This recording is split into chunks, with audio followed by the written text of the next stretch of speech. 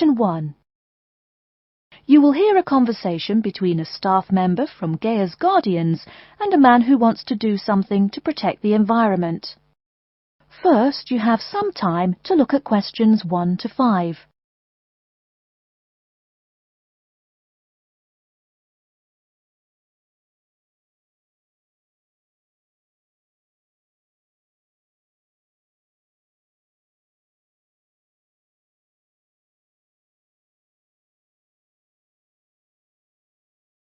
You will see that there is an example which has been done for you. On this occasion only, the conversation relating to this will be played first. Hello, how may I help you? Well, I've been seeing these yellow boxes in front of a lot of houses in my neighborhood. Just wondered what they were for. I noticed your phone number on all of them, so I called. Could you tell me about your business? We do recycling, but we're not a business. Gaia's Guardians is a non-profit group. We encourage recycling as a way of protecting the environment.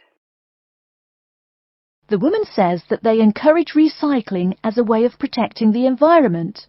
So, recycling has been written in the space. Now we shall begin. You should answer the questions as you listen, because you will not hear the recording a second time. Listen carefully and answer questions 1 to 5. Hello, how may I help you? Well, I've been seeing these yellow boxes in front of a lot of houses in my neighborhood. Just wondered what they were for. I noticed your phone number on all of them, so I called. Could you tell me about your business? We do recycling, but we're not a business. Gaia's Guardians is a non-profit group. We encourage recycling as a way of protecting the environment. I don't know. I mean, it is a good idea, but I really don't read the newspaper every day or anything. And we don't come collect newspapers every day. In fact, we only do pickups every other week. Oh, well, then maybe I could help. I mean, in my neighborhood there's too much rubbish lying around everywhere. I'd like to help out, I guess. That's great, sir. You're doing the right thing. Okay, I need to get your contact information. What's your name, please? Peter Wisrow. Peter, how do you spell your last name? W-I-S-R-O-W? No, actually, it's W-I-S-R-O-U-G-H. Oh, I'm sorry. I'm a terrible speller. You're a good speller. It's just that my family are terrible pronouncers. You're quite a card, Peter. Okay, now what's your address? Number 168 Bridge Road. That's here in London. How about if I have any questions? I'm sending you a copy of our booklet too. The booklet has our phone number and our email address, helpline@blackcat.com. That's HELPLINE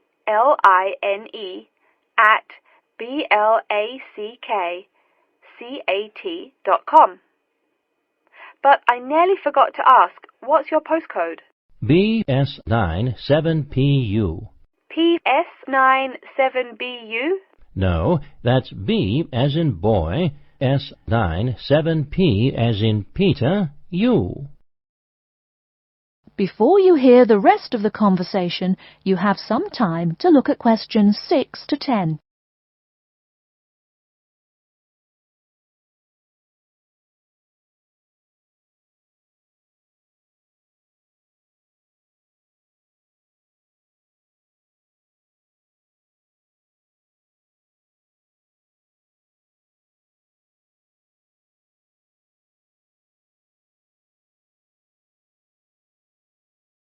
Now listen and answer questions 6 to 10.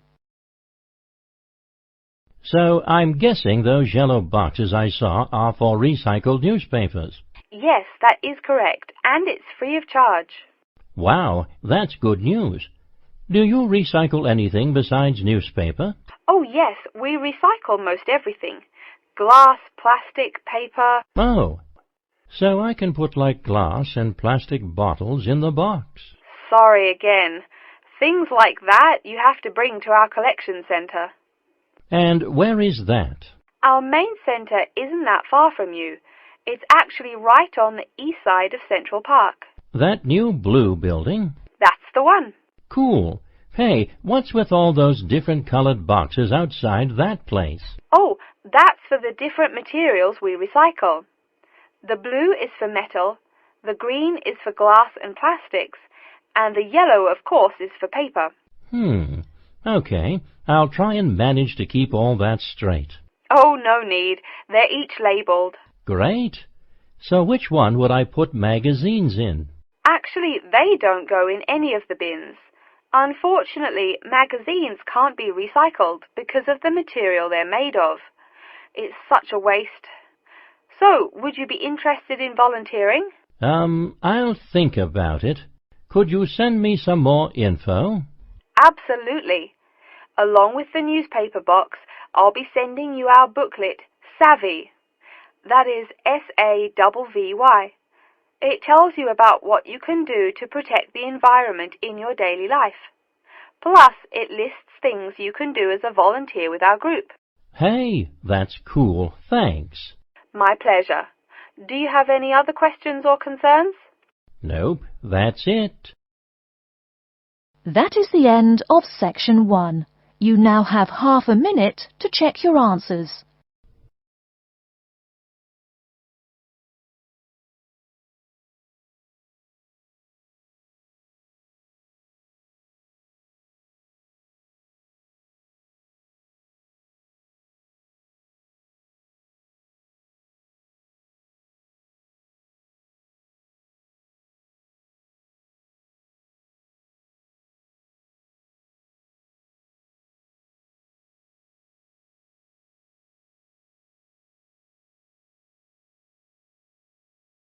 Section 2.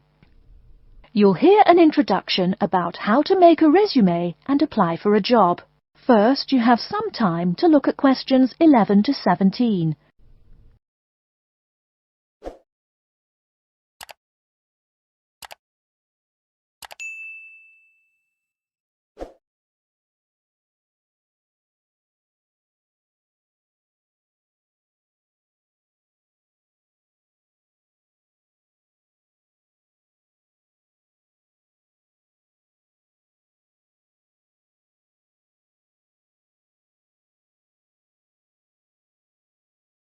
Now, listen carefully and answer questions 11 to 17.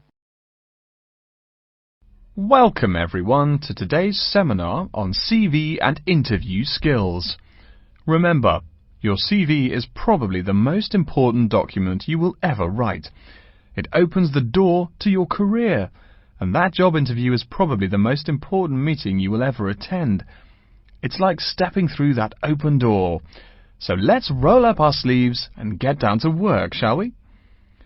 First of all, I cannot possibly tell you everything you need to know about writing a resume in the time we have. But let me tell you that there are dozens of great websites on the internet. These will give you all the suggestions you need. If you look at the paper I gave you, you will see a list of the dozen most popular sites. I can mention a couple of important points, however. One is that your CV or resume should not be too long. A page is about right. Why? HR departments do not have the time to read long documents. Too many people are sending too many CVs. After all, the economic crisis of 2008 is still very much alive. Everyone needs a job now. No matter how short you make that resume, though, you do not want to forget to tell HR how to contact your references. References are people who will give you a recommendation for a job. That's usually an ex-boss or a professor who knows you well. Do not use relatives. I don't care how much your mum loves you. Also, when you send that CV, be sure to include a typed cover letter. A cover letter is a letter where you basically are asking for a job. It's like introducing yourself. Make it brief. The real information about you is on that CV of yours, and please make sure the letter is typed. It doesn't matter if your handwriting is beautiful or not. Companies only read typed letters. Another point about CVs is you should try to have an attractive layout. Maybe use different type fonts or colours to highlight the information. Some people include a photo. You can find dozens of examples on the internet. Whatever layout you decide to use, however, avoid all spelling and grammar errors. I used to be an HR manager. If I saw a mistake, that CV went into the garbage. Something you write in a CV is a description of your skills and experiences in an interesting way. Mention training too. I mean, these are what get you hired. Do not just say, I have lots of experience, or I have many skills. Tell that boss what you did, for what company, and when. Better, tell him how well you did it. Don't just say, I sold houses. Say, I sold £2 million worth of houses in my first year. That is, say something to make the person reading excited and curious. Finally, speaking of CVs, it's sad, but some people actually forget to provide a contact number. That's pretty silly. You wrote a great CV, you have HR dying to meet you, and they don't know how. You forgot your phone number. Oh sure, if you apply online they have your email address, but you just showed them you're forgetful. Why are they going to want to talk to you after that? Before you hear the rest of the talk, you have some time to look at questions 18 to 20.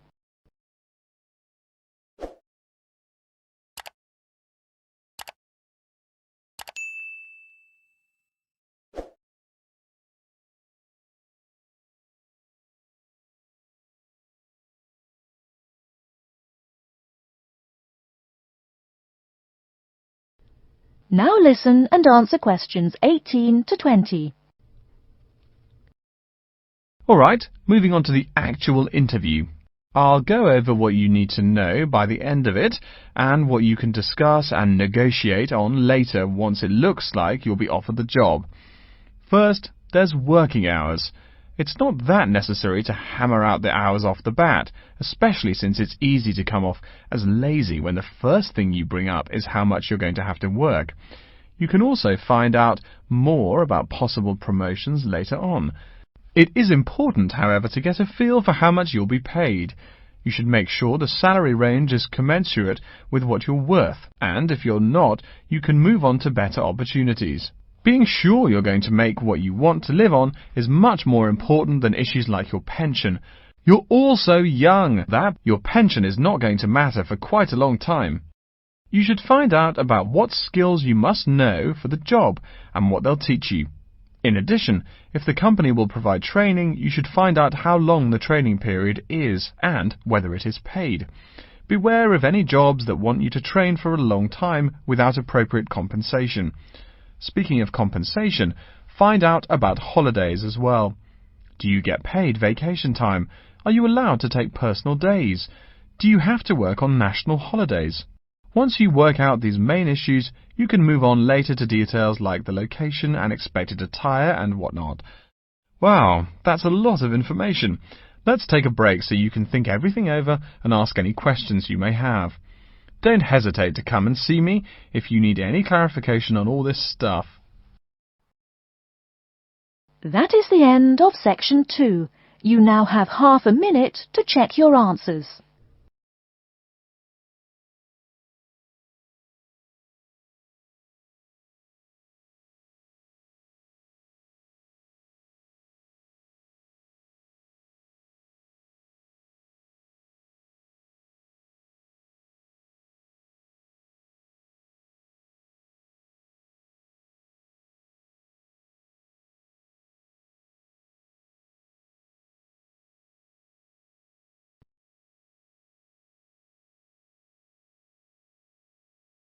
Section 3. You will hear a man called Frank talking to Dr. Lindsay about what he should study if and when he returns for further classes. First, you have some time to look at questions 21 to 25.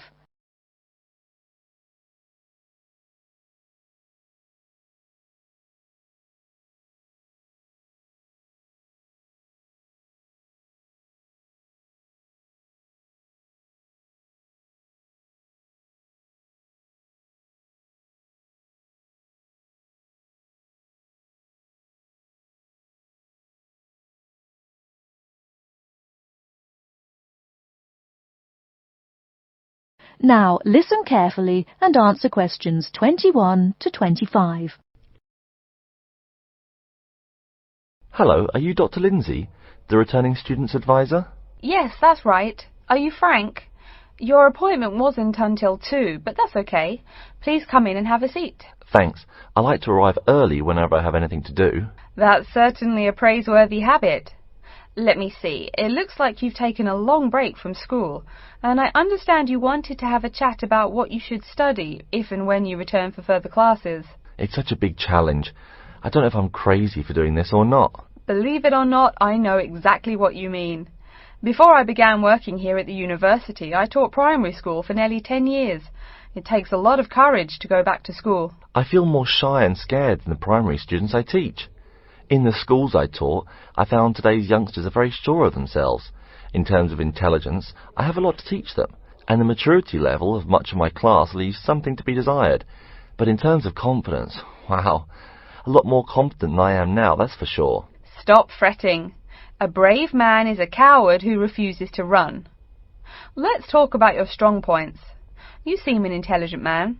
What is it you would like to study? You see, I've been teaching children for a few years, but I think I'm happier teaching adults. I think teaching students in middle school is much more satisfying because they end up being much more grateful for your work. If I may ask, what got you interested in teaching adults? A lot of things, I guess. I met my future wife back in my first year of college. She always complains that I was more interesting then. She says that now I talk like I'm 7 years old. That's probably from being with children all day. Again, I know just what you mean. My husband used to say the same thing about me when I taught kindergarten. Anything else? Well, yes. Fairly often now I run into former students and we talk. Some of them are getting close to being grown up. I guess I think more and more about how people develop over time. So I'm interested in the results of education, you know, the final stages. I see. Well, coming back to the university can be both difficult and very rewarding. There are some problems unique to returning students, you know, older students like yourself. What do you think is your greatest weakness? Well, I actually think my confidence is getting better. I'm definitely overcoming my introversion and starting to be much more comfortable in front of a class. To tell you the truth, I'm afraid I'm rather behind the times about many things. It's more difficult for me to chase after the popular things youngsters are fond of, such as iPhone, Twitter, if you name it. I think I understand. Before you hear the rest of the talk, you have some time to look at questions 26 to 30.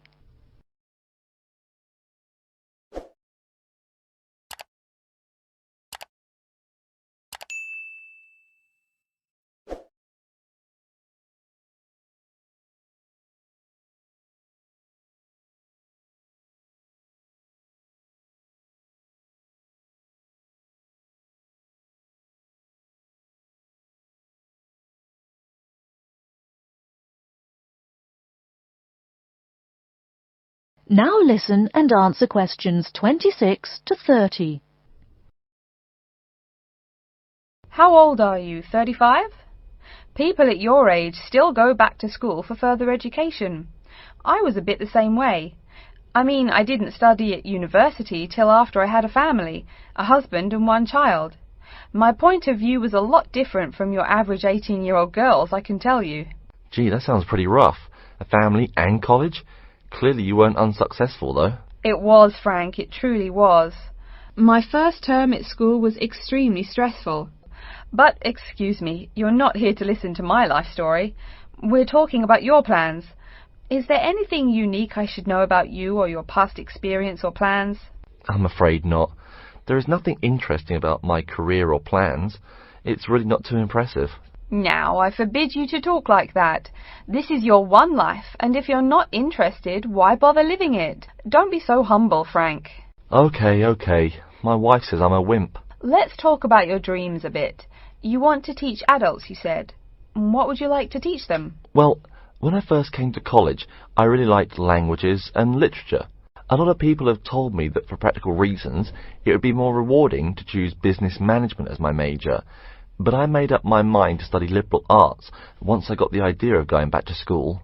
I must say it's refreshing to meet someone who knows there's more to an education than computers and finance. Let's have a look at the university course catalogue. Excuse me, Dr. Lindsay, before we do that, could I maybe ask you some questions about changes in university life? I think I need to discuss that so I know what to expect. Of course, I'm here to help you. The biggest thing to get used to is the change in technology. Professors present things on huge screens, many of which are interactive computerized whiteboards. You can write on them still and use them like a touchscreen. They're really handy. No more sloppy scribbled notes on the projector.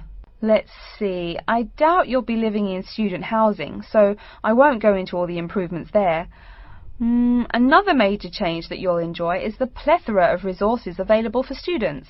As a student, you have 24-hour access to the gym and library privileges that include the use of school computers to scan, copy and print, and of course the media library, which contains movies from all genres and most of the movies listed on AFI's top 100 movies of all time.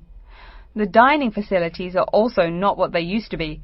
They offer choices for all diets, and you can expect a hot meal any time of day. Wow, things really have changed.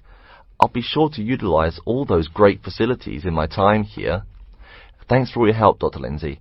I think that's all the questions I have for now. That is the end of Section 3. You now have half a minute to check your answers.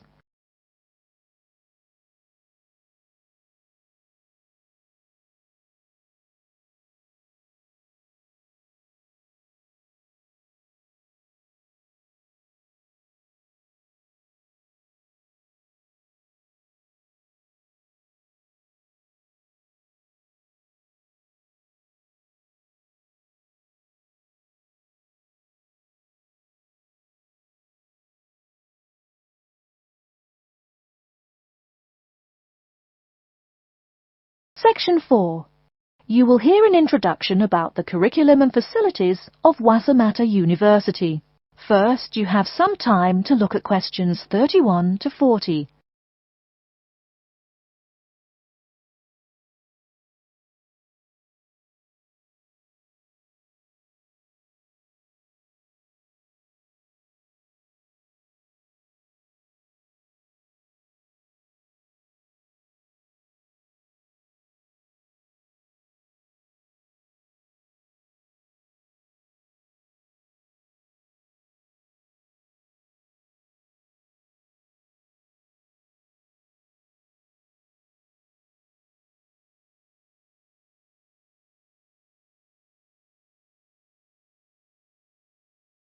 Now, listen carefully and answer questions 31 to 40. Okay, and welcome back. During the short break we just took, several of you approached me with questions. So before going on with the orientation talk, I'd like to address those queries. As I found, if one person asks a question, probably a dozen others are wondering about the same thing. The first question is whether Wasamata University employs modules technology as an instruction method. The answer is yes, we do. At least that's what the university catalogue says.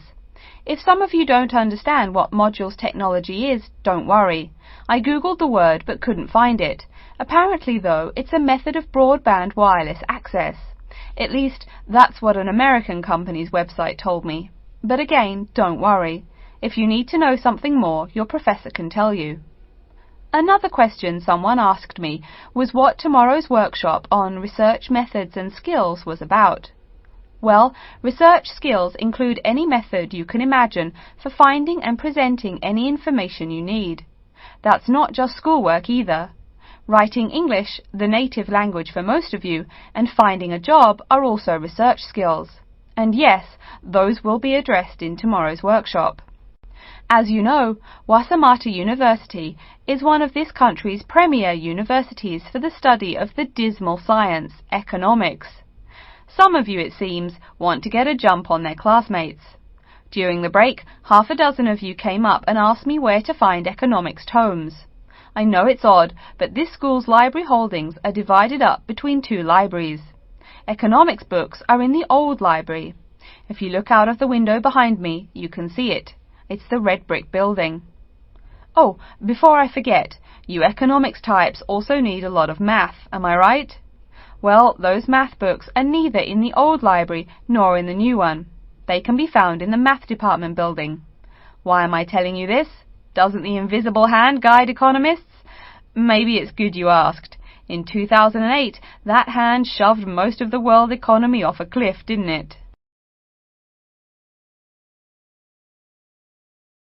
Now, I realize that most of you couldn't bring a computer printer or a photocopier from home.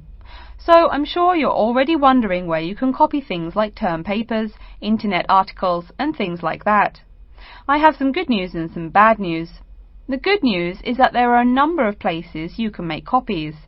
These include both libraries and the Student Union building. Now the bad news. I'm sorry to say, most classroom buildings and academic departments do not have copiers students can use. So most of the large buildings you see around campus do not have copiers for students. The copiers there are reserved for professors and office staff. Oh yes, I nearly forgot to tell you. If you need to have printing done, all the copiers available to students are laser printers. Plus, for your convenience, you can pay using prepaid cards. You can get those in the Student Union building. That just covers the questions put to me. If you have more, please see me during the next break at 2:15. Right now, though, I'd like to start to give you a rundown on the various facilities here on campus. That way you won't get lost so easily in the weeks to come. I've been told that this year's incoming class features a large number of married students and parents. So you must be wondering where to put the baby while you're in class. Okay, right now we're in the Student Union building, right? Remember the big doors in front where you all came in? If you go out of the building, you can see the nursery is just on the other side of this building. It's only about 20 meters away. Convenient, eh? Next, we're all from different places around the country. Some of you are from other countries. That means we're pretty likely to get sick during the first months of school as we expose each other to many new viruses. So where's the doctor? Of course, you need to find the Medical Services Centre, which is on the right as you leave the building. Remember, that's the second building on the right. And if you look out of that window, you can see a lot of antenna and satellite dishes on the roof. So that's what we call the Media Centre. Yeah, I know, I think it's confusing too. The Media Centre is next to the Medical Centre. The chairwoman of the journalism school on the first floor doesn't like it when people who wander in there mistake her for a nurse. Chances are you'll have at least one math class while you're here. That red building there, just outside to the left, is the math department building. I know, it looks about as old as the subject of math, but I assure you that the inside is equipped with state-of-the-art classroom equipment, including interactive chalkboards and surround sound in every room. Oh, can you see the back building there? Yes, behind the Media Centre. Quite new, isn't it? That's the new library, just decorated. They're back to back, you might say. If you look just to the left of it at the lower, older-looking building, you'll find the old library. It's nice and quiet, perfect for those marathon study sessions during exam week. Since the weather is so nice, why don't we stop looking at our maps, but go for a walk around the campus? That is the end of Section 4. You now have half a minute to check your answers.